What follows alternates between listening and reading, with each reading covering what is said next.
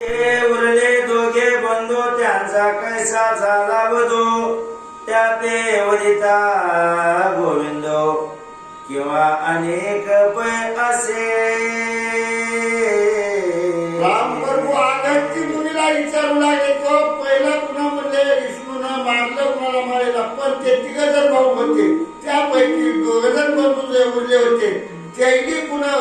म्हणजे विष्णूनं मारलं का दुसऱ्यानं मारलं असे रामप्रभू आगती मुनीला बोलू लागले. आगस्ती म्हणे रघुपती तया राक्षसा मृत्यू विष्णू हाते ते मूर्ती आणि का प्रती नाटोपती.